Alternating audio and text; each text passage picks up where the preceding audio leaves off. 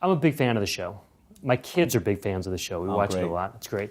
The level of entrepreneurs on the show have changed over time. If you look at the first season to the seventh season, Yeah. when you look back, do you think you're different now than you were then? Absolutely. I think that, the level has changed because people have taken the show more seriously. And so you have entrepreneurs who are doing way more business on there. You still have the ones that are a little crazy as well, right? Because this is just the real world. And myself, as well as other sharks, we've changed. We've adapted to understand what is our sweet spot, what people we put around us who can handle these type of companies, what other external companies that we know that I go, wait a minute, I can take this product, I can license it in, they can do this, and what are the deals we have. So we've all grown, and that's what entrepreneurs do. We grow every single day. So when you look back, are there things that you do today when you're on the show, when people are pitching you, that you wouldn't have done then? Or do you look back also and say, I can't believe I actually made that investment or I asked that question? No, I don't look back and go, did I ask the right questions or not? Because the fundamentals of business has always been there. It's just the process now of due diligence afterwards and how I break down a company is different in my head personally. You wouldn't see the difference on the screen. Mm-hmm. And do you keep a running tally of how you're doing? Are you watching your investments? We watch the investments. Is there a number tally? No. Is there the concept of, all right, the first year I did 15 deals. I have to close all 15. And when I close all 15, I just have to throw the money at it. Instead, we go, all right, this year I did 15. I may need to only close 13 because the paperwork doesn't look right on these two. And I don't need to throw all the money at it because if I give you $500,000 and then you go buy a website with $500,000, I could have built that for $50,000.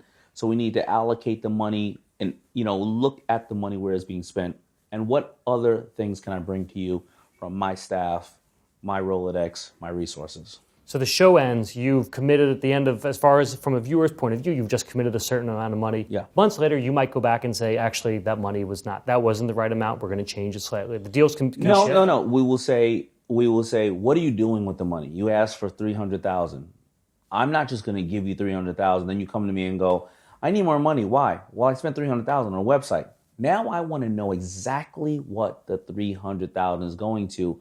And if I'm going to give you that, then I'd rather you spend $30,000 here, $100,000 here. Let's agree upon where you're going to allocate these resources so that it prevents you from having to come back to me for more money and then I have to take more stake of the company and we're both happy. Over time, your desire to invest with certain sharks changed. Are there people that you want to team up with that you don't want to team up with? I don't want to team up with any shark at any given time. Really? Ever. Solo, you would always prefer to go solo? I always wanted to be myself, just myself. Why? Because of this. First of all, those other sharks, they all have egos. They all think that they know everything. And I'm the only shark that knows everything.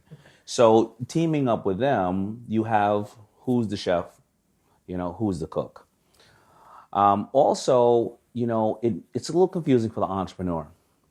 But and reality are two different things. I often have to deal and team up with other sharks because, all joking aside, they may have way more knowledge in the space.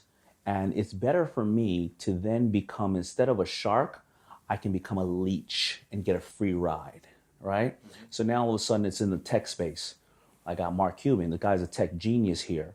Now I can ratchet up the price of this investment by going against him, and instead of it being 200, 500, 900, a million, or I could say, hey, Mark, come on, why don't you let me in and let me get a free ride on that tech mind of yours? And those are the sharks that I like to partner up with per deal.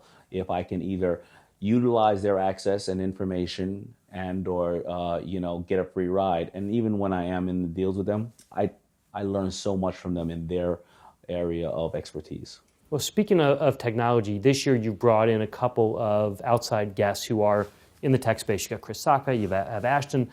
Does that change the dynamic when you have people who are much more focused on the tech world, on raising Series A, Series B, or thinking about these entrepreneurs who are scaling? It always changes the dynamic when you add a different ingredient to something. But no matter what, this world, you have to have a tech component to anything you do. So it's very important to have individuals who understand that. We're not doing business like back in the days where, you make it, they will come. And it's a great time right now. What does that change in regards to my investment? I don't necessarily like or jump on the Series A, Series B kind of guys and girls because I believe that they already have a couple of sharks in the background. I believe that they may be inflating or they may grow up in this world where they heard Instagram got sold for so much, so now they're worth $5 billion. Right. I'm a simple guy. I make a shirt. The shirt cost me 50. I sell it for 100. Right? I like more deals that have tech placed to it, but they're more products, almost like my Bombas socks guys. I would have never thought that I would go back in the sock business. But these guys are selling totally online. They're giving to the homeless, so there is a social cause to this, and they are doing amazing. So that is adding my traditional business of selling apparel, socks, textiles with a tech play. And now I get it. When you're talking, hey, I'm developing an app, and I'm in my round B, and I need to raise $4 million. I don't get it as much as I would like to. Do you have a particular thought on the current state of entrepreneurship in an era where everyone wants to be a unicorn, where you see the Instagram guys selling and people saying they didn't sell for enough? Has that changed how entrepreneurs think, or when you're dealing with them, do you think they are valuing themselves too highly? I love it. I love it because the ones that value themselves too high and put that nice, great sticker price on them immediately out the gate, I realize that they're bozos and it doesn't waste my time. I go, well, what's the price? Thank you. Get out of here. And then I like to work with the ones who have the sensibility of where they're going. They're hardworking. They're taking affordable next steps. They're valuing their company at the right place, and it makes them shine through. When everybody else is going, you're worth $1 billion, they're going, no, I'm not worth anything yet until I make it. And those people, when they add this whole tech world to traditional and fundamental values of operating business, they're rock stars. So it really just makes people, you look at the ones who have an eye on the prize and they're not realistic, and you look at the other ones who are like, I have everything going for me, but I know I need to get up every single day and bust my butt because this thing can go away tomorrow just like that. And do you think that we're in a bubble? No, I don't. I think that the 1% of the market that all live in a certain areas of the world, they are unrealistic, and that bubble will pop.